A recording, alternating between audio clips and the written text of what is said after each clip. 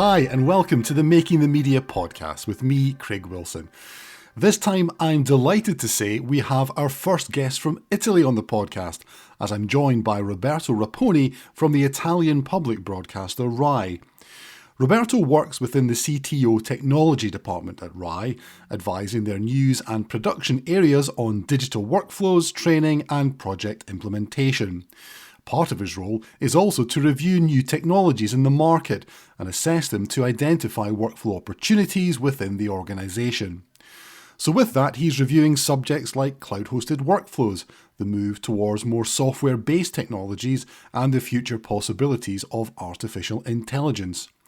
We'll get into all of that shortly, but I started by asking Roberto to give a bit more detail on his role and on RAI in general.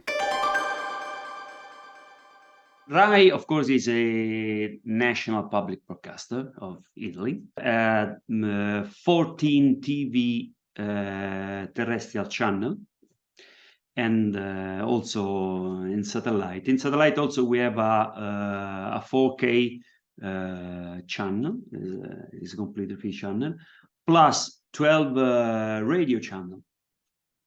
Of course, there are the TV channel are the main one is RAI 1, RAI 2, RAI 3, and also there are some generalist and thematic channels like kids, schools, sport, and so on. And in those channels, there are news-specific channels as part of that as well. Yes, it is. We have, as I said, some generalistic channel, RAI 1, 2, 3, plus we have a 24/7 news channel. It is RAI News 24. There's of course in HD.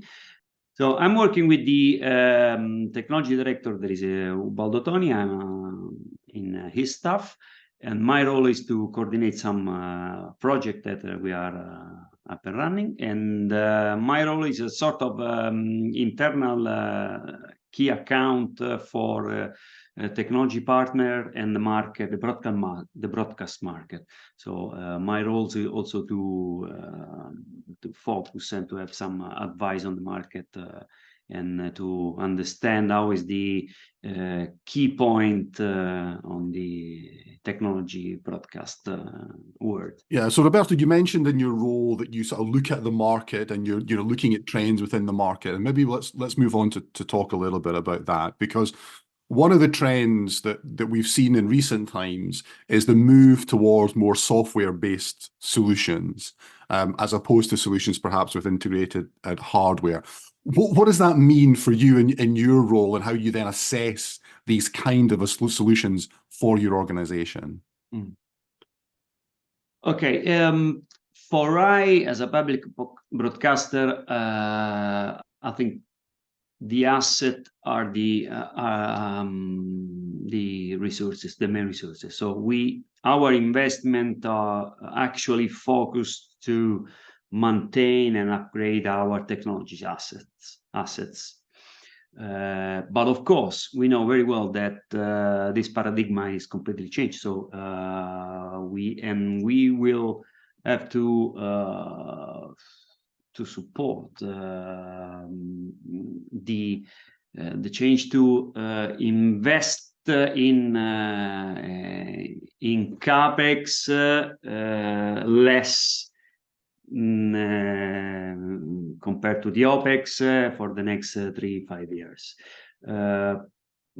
Of course, we are not as a public broadcaster, we are not early adopter. We don't have to. Our focus is to deliver content to the citizen. For this reason, we are still continue to invest in our technology asset.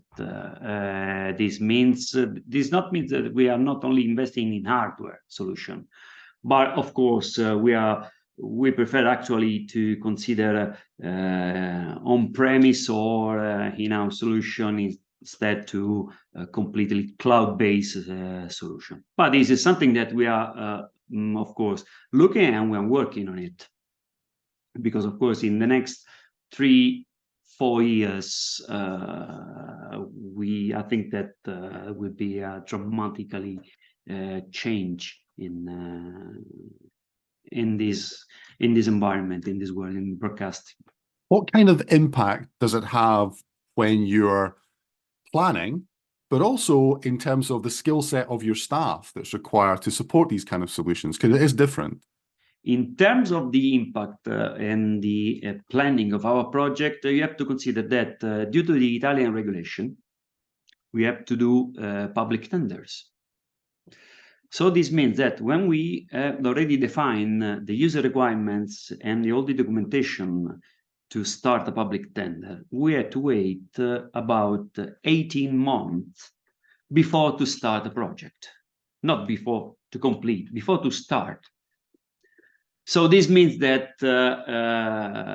in terms of planning our project, our investment, is something to consider. Also, considering to the fact that our environment, our studios, our system that you already install have a lifetime cycle about 7, 8, 9 years. So this means that this issue has to be considered very well when you are talking about software-based solutions, cloud solution, where the life cycle is shorter. And also, one solution that already delivered and on the market in 18 months should be dramatically changed. And actually, it is something that there is on the market a very strong acceleration. But this acceleration is pushed by by manufacturer, by the vendors, not only by the users and the client. So on this time, of course, we have time to also create our internal culture, because it's a matter of culture, this change. Moving from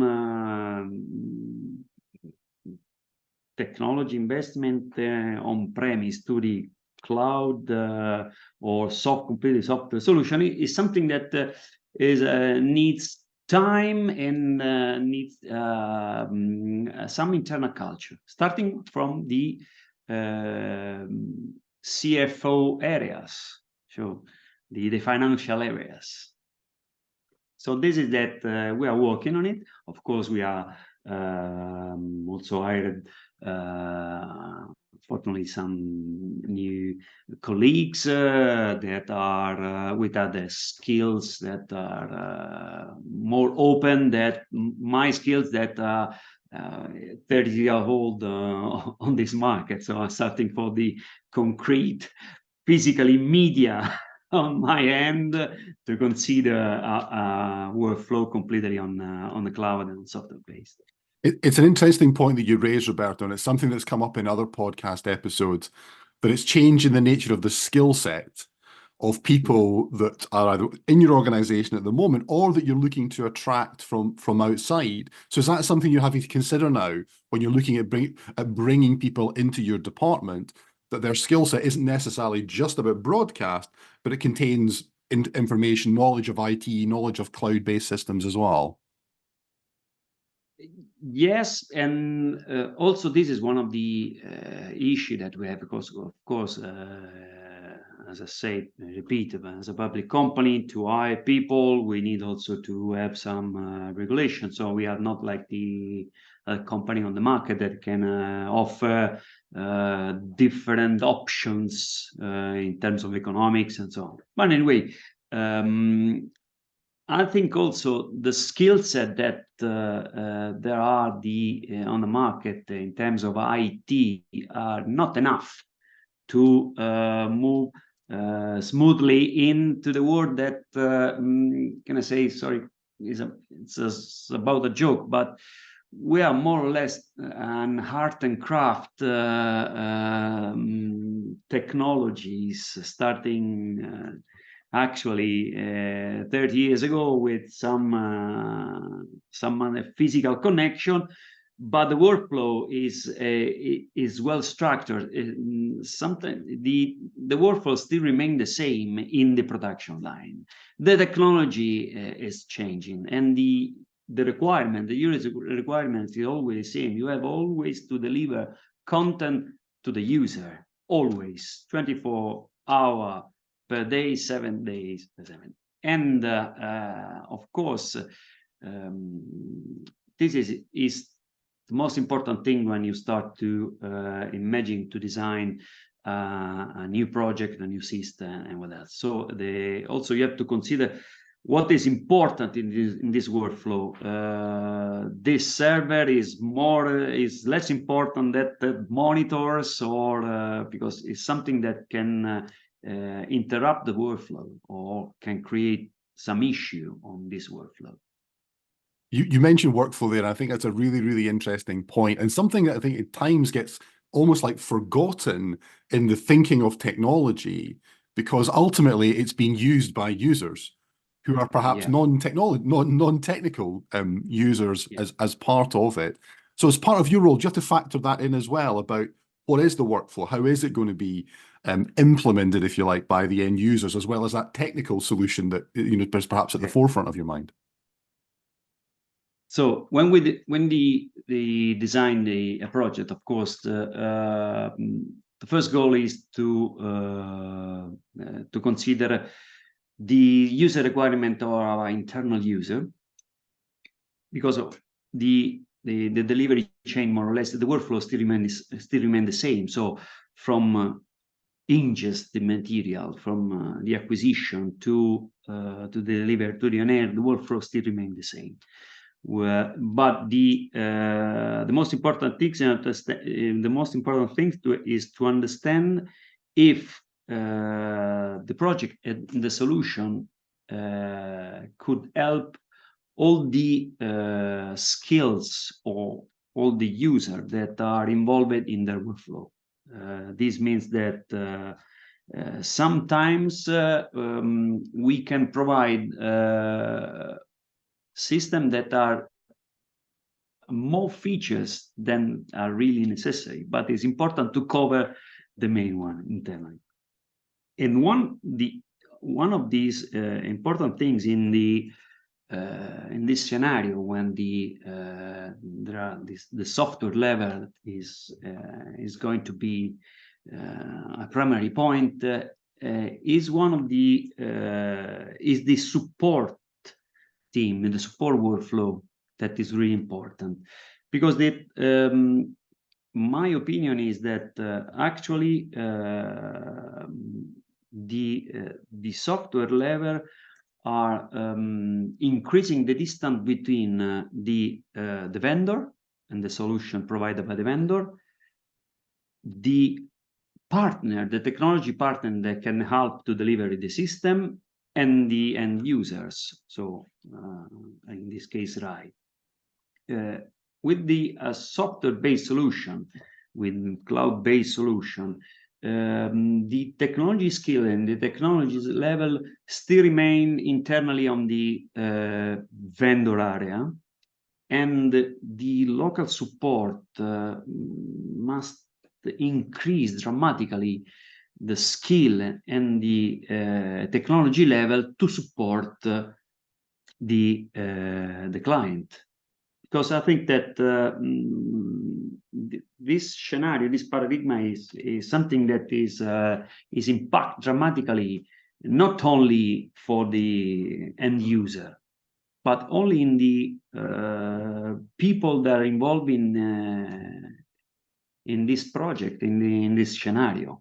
See, one of the points to attention is to consider the technology partner, consider also the local team with the enough skill to support the delivery of the project, the daily operation, and also, of course, the troubleshooting.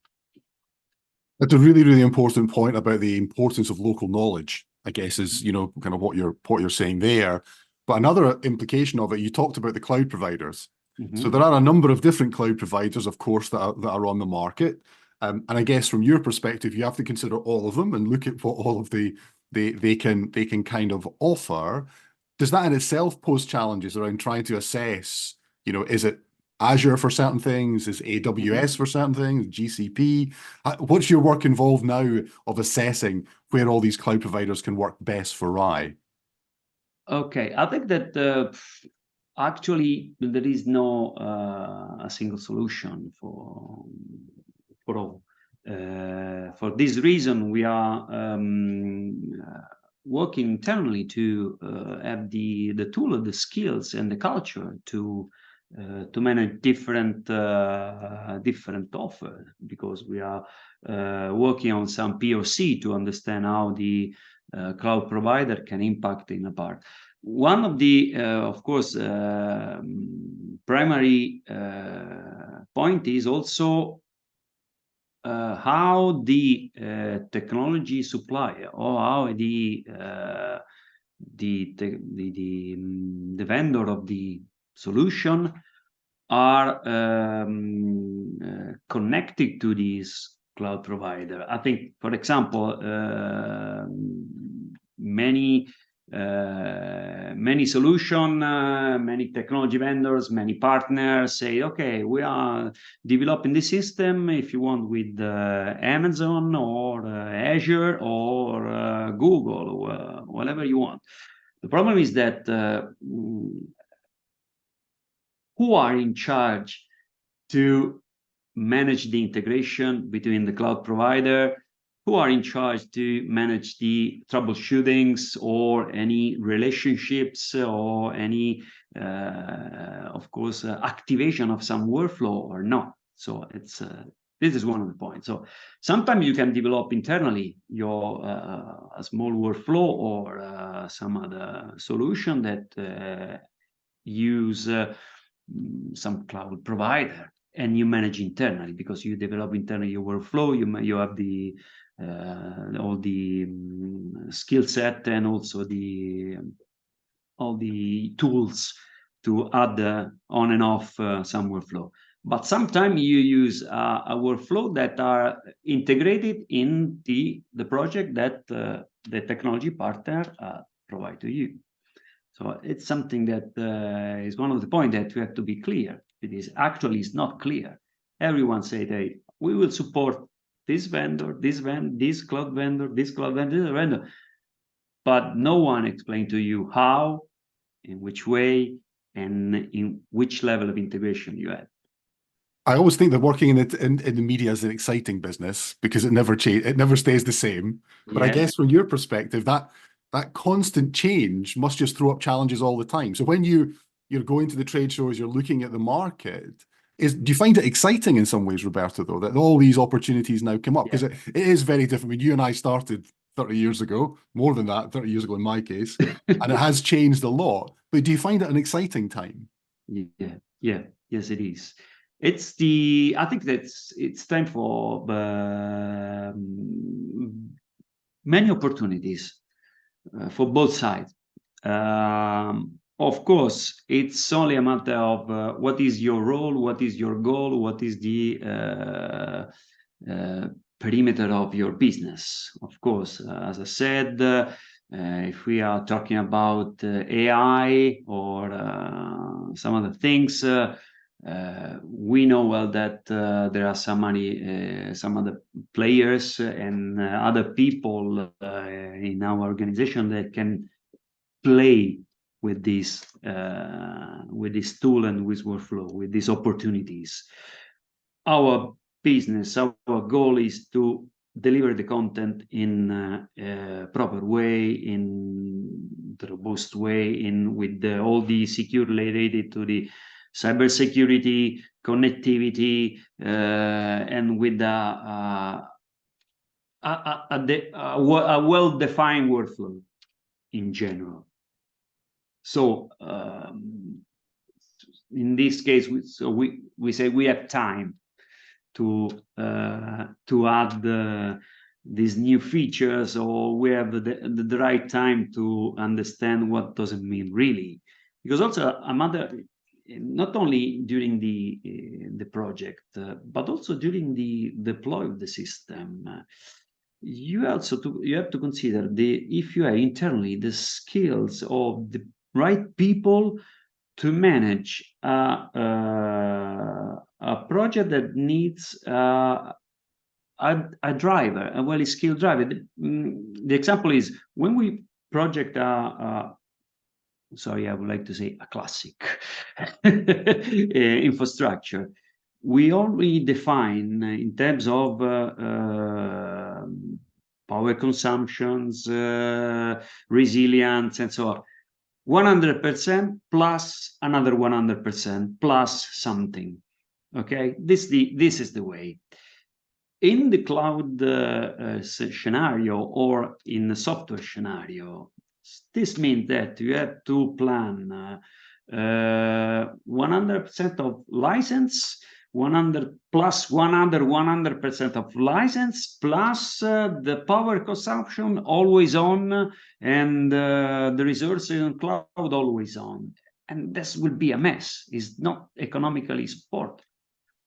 So you internally, you have to understand if there is something that can manage the throttle of the system. So if that knows that in the next 15 days, 1 month, there is a big event, so we need more power, we need more services. At the end of that, we have to turn off the services, we have to redesign the workflow. And this is something that is not easy to find on the people that you are internally. Yeah, it's really interesting, isn't it, about the elasticity that cloud offers. But I think a lot of people are still working on what the economics of that still look like. You mentioned AI there, Roberto, and I wanted to ask a little bit about that. There is a huge amount of excitement about AI, but I also think there's a lot of caution. There's certainly been a lot of caution within European broadcasters that I've spoken to about what AI could mean. What's your assessment of where AI can play a part within the broadcasting market? And in some ways, how real do you think it is in terms of having a real value today? Okay, the AI, of course, it's a big opportunity to thinking differently when you start to design something. But of course, it's there's a lot of excitement, and probably there will be many features in the next future. Of course, we are considering that we are planning, and also we are designing our infrastructure to adopt or to integrate on that. As I said, as a public broadcaster, and our mission, our goal is not to be an early adopter or something to experiment some solution. We can provide internally the infrastructure to add this. Of course, if there are some particular projects, some show, we can use the features of AI. I think that my personal idea is that in terms of metadata creation, metadata management, the AI should be amazing, because we have millions of clips and items in our library. So imagine to consider the AI and metadata enrichment is something that should be incredible. But of course, it's something that to manage and to integrate to actual infrastructure that is quite large for us. Roberto, really good to talk to you and get your thoughts on a whole variety of different topics. That's been great.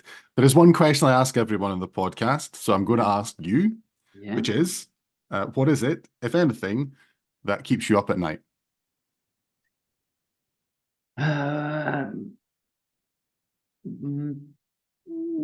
No, in terms fortunately, I'm now the role that to be, let me say, more relaxed. So I'm old enough to consider that there is no such thing that could can I say could have so this big impact on my nights. Also, so, 4 years ago, I was in the production area, so I was responsible for the editing area. Sometimes I have some phone call. Oh, sorry, we miss the edit suite, or we have a problem that. But as I say, there is something that should be possible to solve. In any case, we can deliver something to from the TV screens. So I'm not so not yet, or not anymore. It's good to know with experience can also come a sound night's sleep. Thanks so much to Roberto for taking the time to talk with us and to share his perspective. Check out the show notes for more information on how Avid is viewing developments around artificial intelligence, and for a recent episode where the head of technology forecasting for BBC's R&D department shares her views on the same subject. Let us know what you think. Email us at makingthemedia@avid.com or follow us across any of the various Avid social channels. On Instagram and X, I am Craig AW1969. Don't forget to like, comment, leave a review and share the podcast too. That's all from us for this episode, and in fact that's all from us for 2023.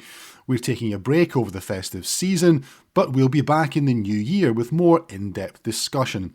So perhaps now's the ideal time to subscribe to the podcast to get notified when our next episode is out. We hope you all get the opportunity to relax and spend time with those who mean most to you over the holiday period. Thanks again to Roberto. I'd also like to extend a big thanks to the entire Making the Media team, Matt, Wim and Owen, for all of their help behind the scenes. But most of all, we'd all like to thank all of you for taking the time to listen. It truly means a lot. From me, Craig Wilson, for the final time in 2023 from the Making the Media podcast, thanks and see you soon.